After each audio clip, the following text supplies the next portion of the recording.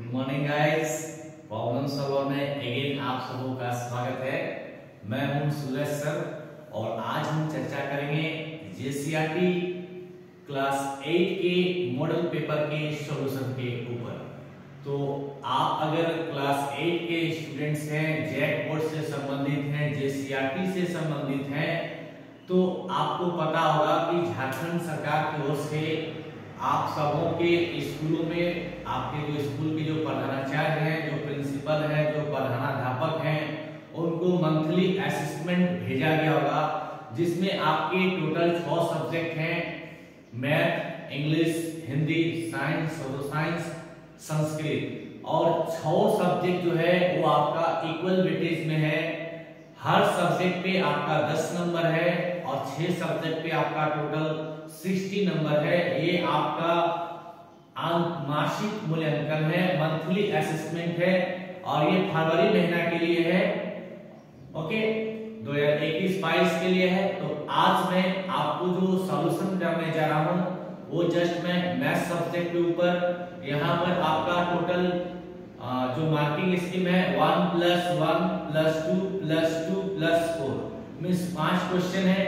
आपका 2 क्वेश्चन जो है अति लघु उत्तरीय क्वेश्चन है जो आपके एक नंबर का होगा। इसमें आपको ऑप्शन दिए जाएंगे, ये आपका पैटर्न है। नेक्स्ट आपका जो है वो आपका 2 नंबरीय क्वेश्चन है, वो आपका लघु उत्तरीय प्रश्न है। नेक्स्ट आपका अगेन जो पूछा जाएगा प्रश्न में वो अगेन लघु उत्तरीय है 2 नंबर के लिए, और अंत में आपको एक दीर्घ उत्तरीय प्रश्न उत्तर दिया गया है जो आपका 4 नंबर का है।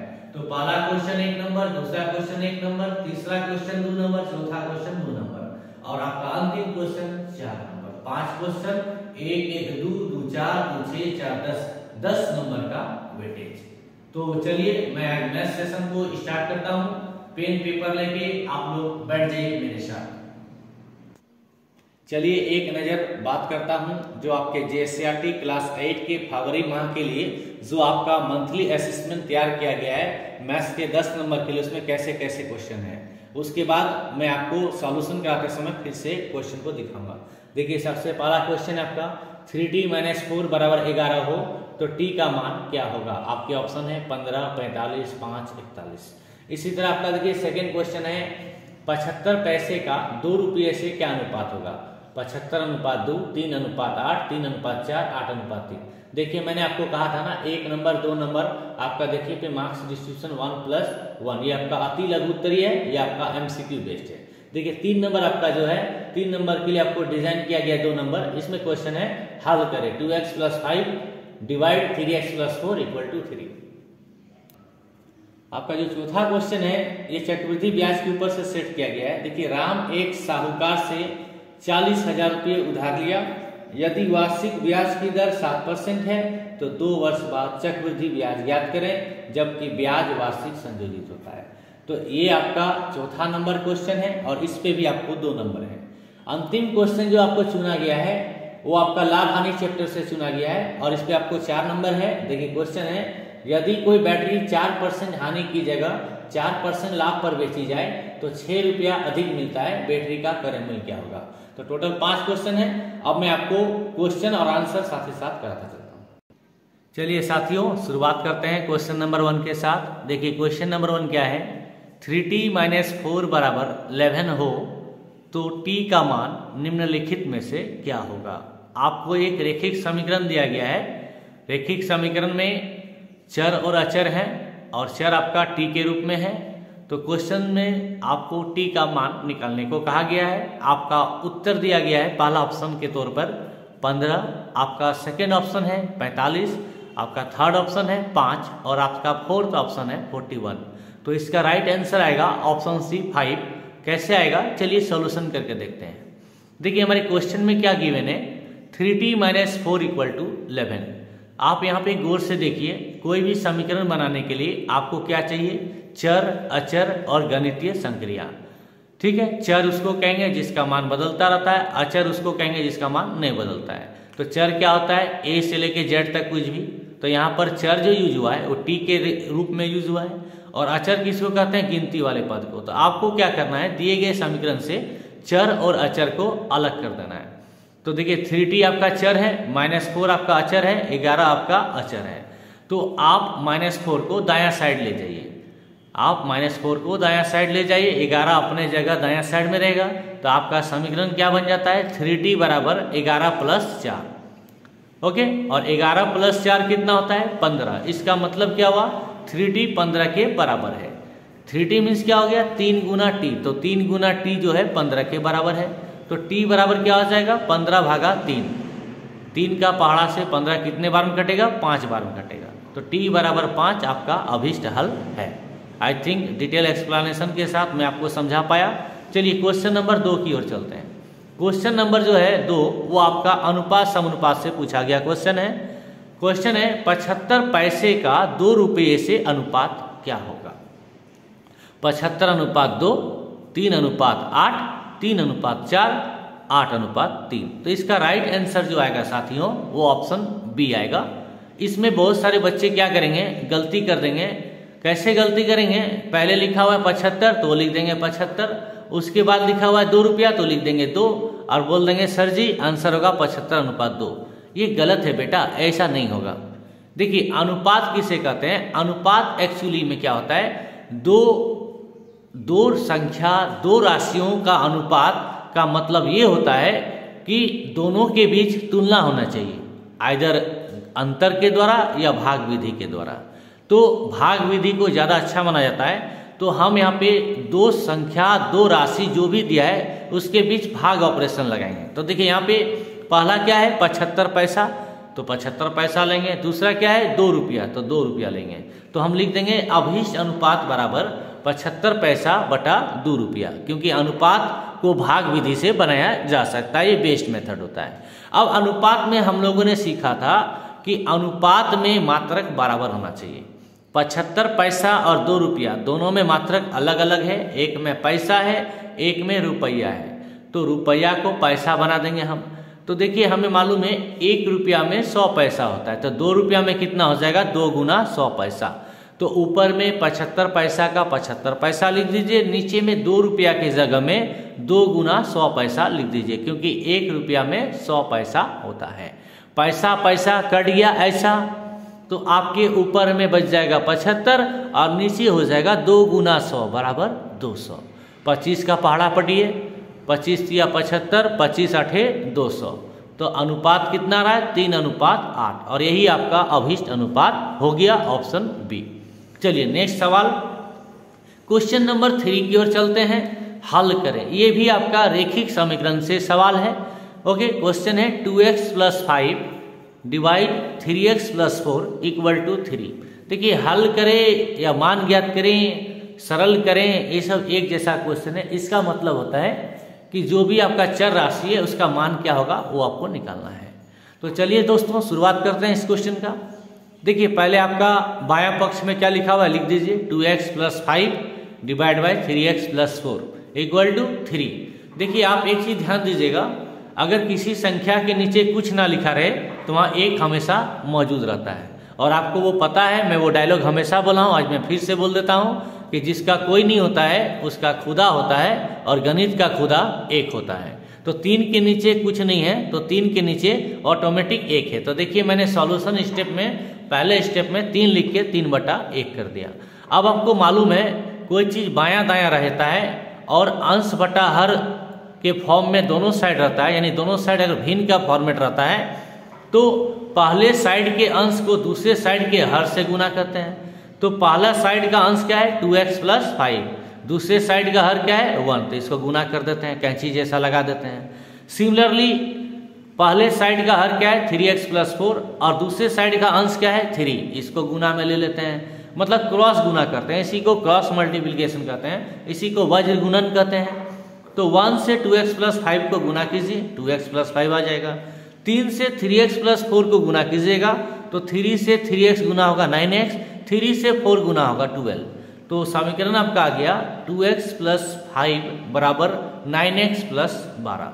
अभी मैंने क्वेश्चन नंबर 1 में आपको बताया था चर और अचर अलग कर देना चाहिए, मतलब x वाला को एक साइड, बिना x वाला को एक साइड। तो 2x को रहने दीजिए, 9x को बायां साइड ले आइए, 2x - 9x कितना आ गया -7x, और इधर 12 माइनस 5 कितना आ जाएगा 7। तो -7x बराबर 7, तो x बराबर 7/-7, 7 का 7 छूट जाएगा और खुदा अकेला बच जाएगा और साथ में माइनस रह जाएगा, मतलब x = -1। चलिए अब नेक्स्ट क्वेश्चन 4 नंबर की ओर चलते हैं। चलिए साथियों अब चलते हैं सवाल नंबर 4 की ओर। कहता है राम एक साहूकार से 40,000 रुपया उधार लिया।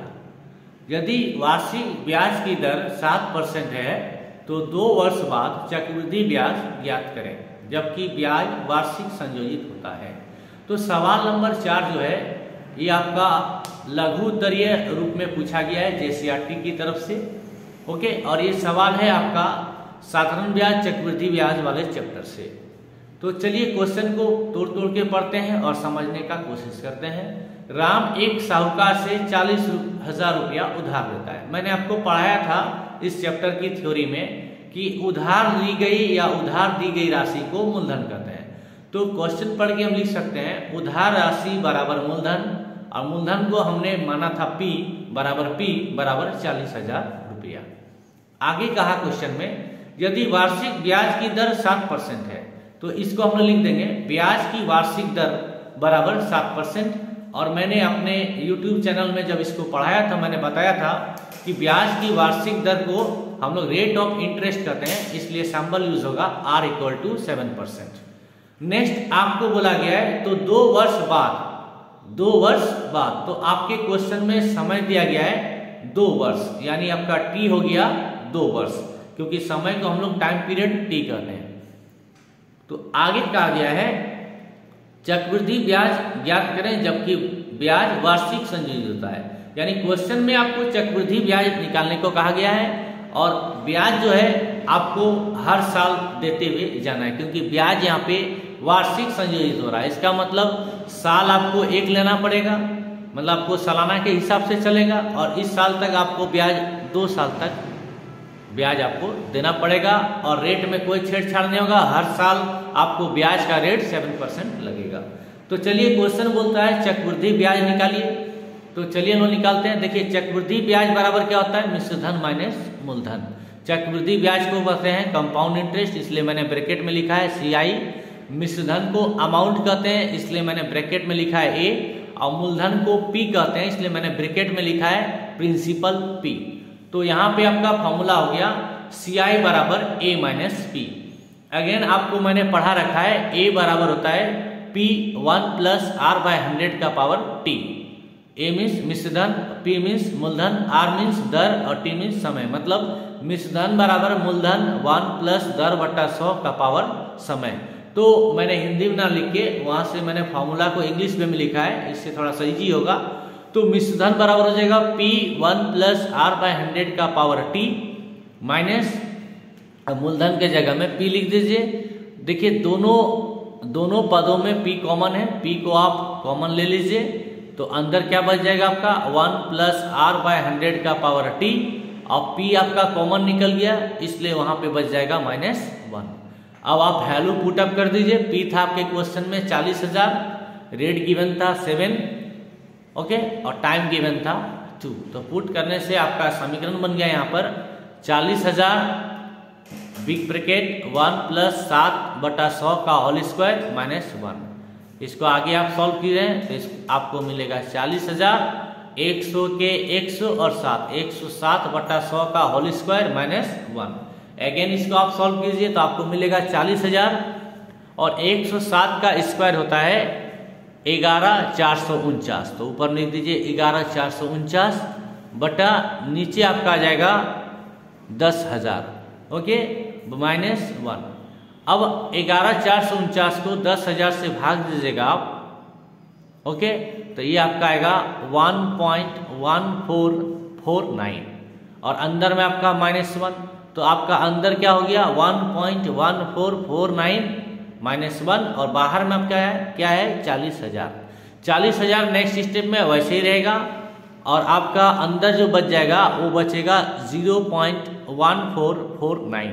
ये दोनों को आप मल्टीप्लाई कर लीजिए तो पॉइंट को आप हटा दीजिए। पॉइंट के बाद आपका 4 डिजिट है इसलिए नीचे में 4 जीरो आएगा, 1 डंडा आएगा। ऊपर में भी 4 जीरो, नीचे में भी 4 जीरो, कैंसिल हो जाएगा। तो 4 को 1449 से गुना कर लीजिए आप, 5,796 रुपया आएगा। इसका मतलब ये हुआ कि 40,000 रुपया जो आप उधार लिए हैं, जो आपको चुकाना है 2 वर्ष बाद 7% की दर से, उसमें आपको एक्स्ट्रा राशि जो घुमाना पड़ेगा वो आपको घुमाना पड़ जाएगा 5,796 रुपया। चलिए सेशन के अंतिम क्वेश्चन की ओर चलते हैं, वीडियो के अंतिम क्वेश्चन में। और ये सवाल नंबर 5 आपके JCRT क्लास 8 बोर्ड में जो पूछा गया है मंथली असेसमेंट में, ये पूछा गया है 5 नंबर के लिए, 5 अंक के लिए। ये आपका क्वेश्चन लाभ हानि चैप्टर से है। चलिए इसको भी देख लेते हैं हम लोग। क्वेश्चन कहता है यदि कोई बैटरी 4% हानि की जगह 4% लाभ पर बेचा जाए तो 6 रुपया अधिक मिलता है। बैटरी का क्रय मूल्य ज्ञात करें। देखिए क्वेश्चन क्या कहना चाहता है कि आप कोई बैटरी खरीदते हैं। बैटरी जब आप खरीदते हैं तो एक दुकानदार आपसे 4% लॉस करके आपको बेच देता है, ठीक है। दूसरा बार आप जब वो बैटरी को लेने जाते हैं तो दुकानदार आपसे 4% अधिक ले लेता है। तो आप घर में आके देखते हैं, आप वही बैटरी को एक बार पहले खरीदने गए थे, एक बार बाद में खरीदने गए, तो आप देख रहे हैं दोनों में 6 रुपया का आपको अंतर आ जाना है। तो आपको ज्ञात करना है कि बैटरी का क्रय मूल्य क्या होगा। देखिए इस क्वेश्चन को बनाने का शॉर्ट तरीका जो है वही मैं बता रहा हूँ। आप क्या कीजिए, यहाँ पे मान लीजिए कि बैटरी को आपने 100 रुपया में खरीदा, तो माना कि क्रय मूल्य बराबर 100 रुपया। ओके, क्वेश्चन के पहले कंडीशन से यदि हानि बराबर 4%, तो हानि बराबर, देखिए प्रतिशत हानि आपको 4% दे के रखा है और हमें हानि निकालना है। तो हानि कैसे निकालते हैं, क्रय मूल्य का प्रतिशत वैल्यू, ऐसे ना हानि निकालते हैं। तो क्रय मूल्य कितना था 100 रुपया, हानि कितना है 4%, तो 100 का 4% निकालिए, कितना आया 4 रुपया। तो आपने चीज को खरीदा 100 रुपया में, दुकानदार को हानि हो गया 4 रुपया का, तो दुकानदार कितने में बेचेगा 96 रुपया में। विक्रय मूल्य बराबर क्या होता है, क्रय मूल्य माइनस हानि। तो क्रय मूल्य था 100, हानि हुआ 4, तो विक्रय मूल्य हुआ 96 रुपया। यानी पहला बार में बैटरी जो है आपको 96 रुपया में मिल गया, ठीक है। अब यदि आप दूसरे बार गए उसी बैटरी को लेने, तो इस बार दुकानदार आपको कहता है 4% लाभ में बेचेंगे, तो ठीक है भाई। तो सेकेंड केस के लिए यदि लाभ बराबर 4%, तो लाभ निकालिए। लाभ क्या होगा, क्रय मूल्य का प्रतिशत लाभ वैल्यू, यही ना। तो क्रय मूल्य कितना आपके पास 100 रुपया, लाभ प्रतिशत 4%, तो 100 का 4% निकालिए, कितना आएगा 4 रुपया। तो विक्रय मूल्य कैसे निकलेगा, घड़ी आपने खरीदा कितने रुपया में 100 रुपया में, दुकानदार आपसे लाभ कितना ले लिया 4 रुपया, तो दुकानदार आपको कितने में बेचा होगा 104 रुपया। अब घर आके आप देख रहे हैं, तो आप पहले घड़ी को खरीद के लाते थे 96 रुपया में, अभी आप खरीद के ला रहे हैं 104 रुपया में, तो आपका अंतर कितना का रहा है घड़ी के पीछे 8 रुपया का। कितने का रहा है 8 रुपया का। तो अंतर बराबर 104 माइनस 96, 8 रुपया। तो आपके मुताबिक 8 रुपया आ रहा है, लेकिन क्वेश्चन के मुताबिक 6 रुपया आ रहा है। तो यही हमने लिख दिया है, प्रश्न से 8 रुपया जो है वो 6 रुपया के बराबर है, इसलिए 1 रुपया जो होगा वो 6/8 रुपया के बराबर हो जाएगा। इसलिए हमने जो क्वेश्चन में मान लिया है कि क्रय मूल्य 100 रुपया है, तो उसका एक्चुअल मतलब क्या आ जाएगा 100 गुना 6/8, तो ये आ जाएगा 600/8। इसका कैलकुलेशन करने से आएगा 75 रुपया। इसका मतलब जिस बैटरी को आप बाजार से खरीद के लाए हैं उसका दाम है 75 रुपया। तो यहाँ पर साथियों हमारा वीडियो अंत होता है।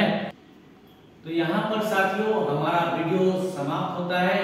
ये जो वीडियो था क्लास 8 के JCRT मंथली असेसमेंट फरवरी महीने के लिए, जो मैथ सेक्शन के जो 5 क्वेश्चन थे 10 नंबर का, वो मैंने आप सबों को करा दिया। उम्मीद करता हूँ वीडियो आप सबों को अच्छा लगा होगा। अगर वीडियो आपको अच्छा लगा, हमारा पढ़ाने का अंदाज अच्छा लगा, तो आप हमारे YouTube चैनल प्रॉब्लम सॉल्वर को प्लीज सब्सक्राइब कर लीजिए, अपने साथियों के बीच शेयर कर दीजिए, लाइक करें, कमेंट करें, और अपने किसी प्रकार के सुझाव हो, कंप्लेन हो, शिकायत हो, तो हमारे कमेंट बॉक्स में जरूर कमेंट करें। जुड़े रहने के लिए हमसे धन्यवाद। फिर मिलेंगे अगले वीडियो में, तब तक के लिए नमस्कार।